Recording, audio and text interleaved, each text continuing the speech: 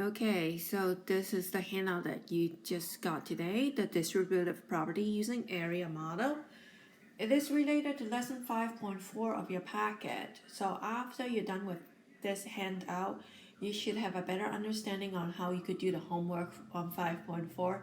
But I probably will have another video to help you with the with 5.4. Okay, so I'm trying to do all the odd numbers here with you. From time to time, if you need to pause the video just so you have enough time to finish the problems, just go ahead and pause the video. Just resume when you're ready, okay? Okay, the first section here says write the expression that represents the area of each rectangle. Okay, so I hope you remember what area is. When you find the area of a rectangle, you will do length times width. So length times width here. Okay, so look at number 1. You have 5 times 4. Okay, 5 is the length and then 4 is the width. So to find the area, you just have to do 5 times 4. So the area here is 20 square units. So I'll just write down 20 here. Pretty simple, huh? Okay, so now look at number 3.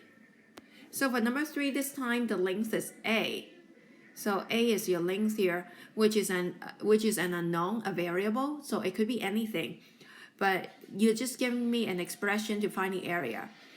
Okay, so you still do length times width. So you're still doing. So the length here is A. So A times 3. A times 3. Okay, when you do A times 3, it will turn into an algebraic expression that you will put the number first, and that is called your coefficient. So the answer here is 3A. Okay, don't say A3, that sounds kind of weird.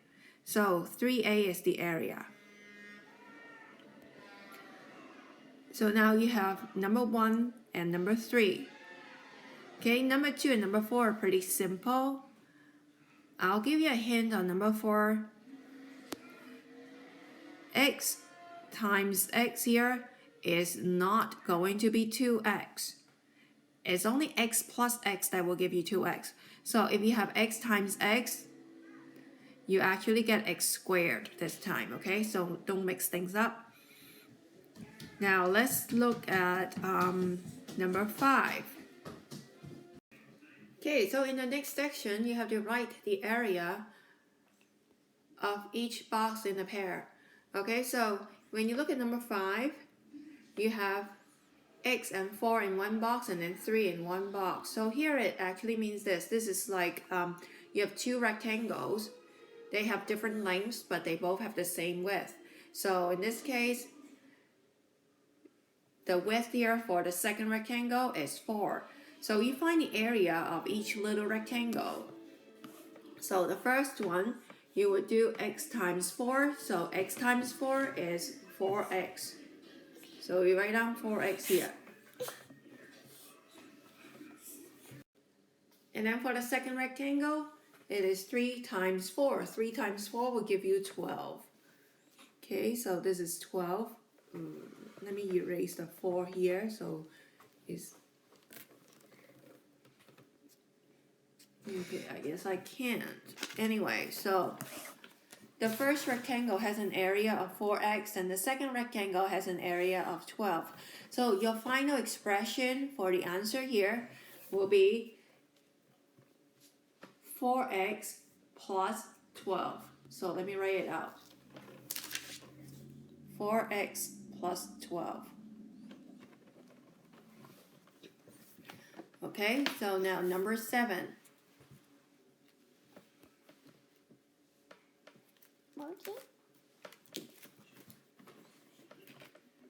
Okay, number 7 here. The first rectangle is actually a square because the length and the width are the same. So you have x times x, so length and width the same, make it a square. So that is why this one is x squared. And then for the second rectangle, you have a length of 2, and the width here it doesn't say, but it is the same width as x. So this is actually x.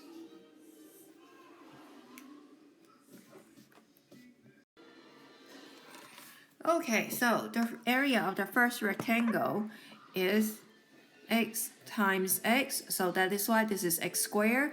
And the area of the second rectangle is 2 times x.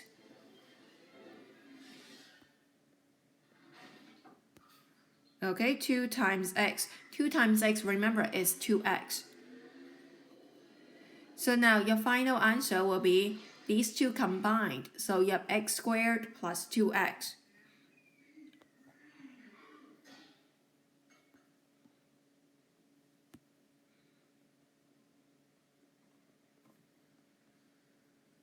Okay, class, you need to realize that even though you see x on both terms here, it doesn't mean that you can combine them.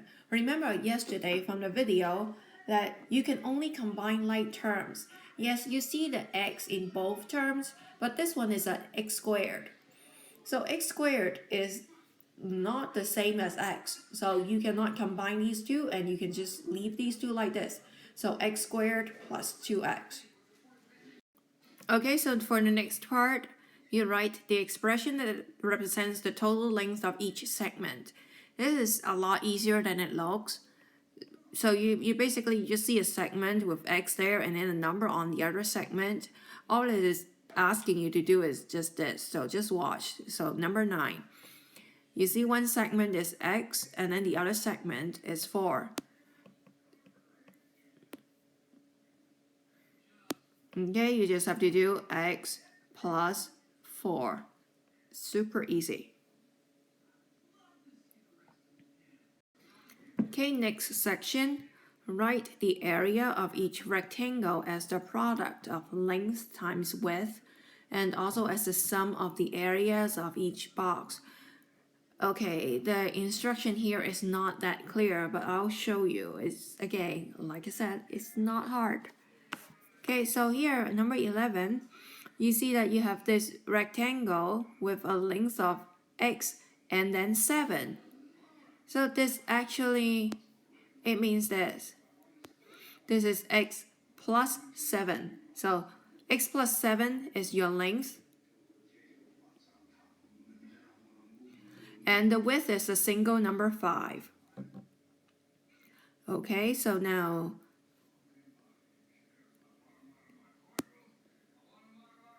you look at this example here. Area as product. So you find the area of this whole thing.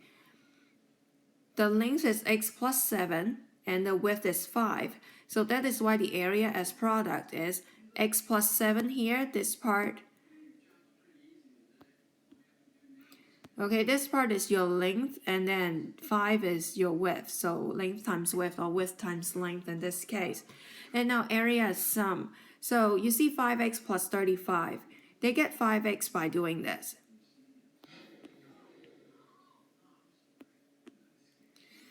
Okay, they get 5x by doing 5 times x, so 5x.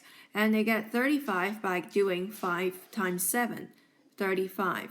So you have 5x plus 35. Okay, so now you're looking at number 13. So you have this rectangle. One side, the length here is a and 8. And you know this means a plus 8. And then the other side, the width here is a. So area as product. So you do length, which is a plus 8 times a. Or I'll write it as like this. So a times the length a plus 8. Okay, remember, you get the a from here, from the width, and then you get a plus 8 from the length here. And now area as sum. So you find each individual boxes, the area of each individual box. So the first box is a square because you have a length of a and then a width is also a. So you have a times a. So this part will give you a squared. And then the next part is a times 8. That will give you 8a, sorry. And then you add them up. Okay, so area as sum is a squared plus 8a. Okay, so for the last part of this page, you're applying the distributive property to simplify these expressions. So there are 8 of them. I'll just do a couple here. And it's going to be very helpful if you're using an area model at this point. So just find some space there on that page or use a separate sheet of paper and start drawing the area model. So the way to do it is like this. Let's say number 15. So you have 7 times x minus 3. So you draw a rectangle here. Okay, and divide that into 2 parts. So the 7 will be your width, and then x minus 3 is going to be your length of that rectangle. So the first box will have a length of x, and then the second box will have a length of minus 3, so negative 3. Okay, so when you look at this expression, so you see 7 here, and then x minus 3 on top here. So now you just find the area of each box. Okay, so the first box is x times 7. X times 7 gives you 7x. And then the second box is x times negative 3. The second box is 7 times negative 3. So 7 times 3 is 21, and 7 times negative 3 is negative 21. Okay, so now you have this expression here, 7x minus 21. So that's the answer.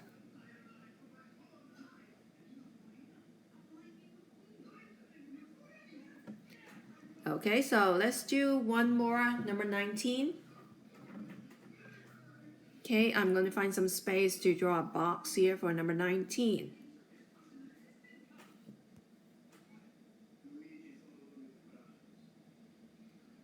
Okay, so this is a rectangle.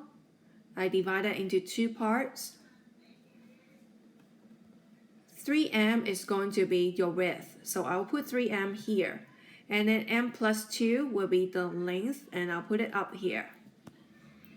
Okay, so 3m, and then m plus 2. Okay, then you find the area of each box. So for the first box is 3m times m. So when you look at 3m times m, it is actually 3 times m times m. So you would multiply m and m here, and that will give you m squared. And then 3 times m squared is 3m squared. So the first box here will be 3m squared. And then the second box is 3m times positive 2. 3m times positive 2. So 3m times 2. It is like 3 times m times 2. And if you remember your commutative property, that means you can multiply multiply the factors together with, like, you could switch the order. Okay, so you can do 3 times 2 and then times m, which is 6m. So positive 6m. So 6m here, since it's positive, I'll put a plus sign here. Okay, so now you have your answer. 3m squared plus 6m.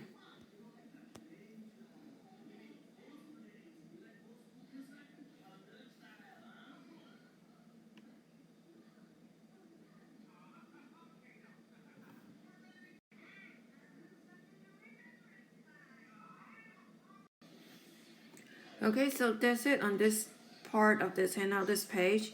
You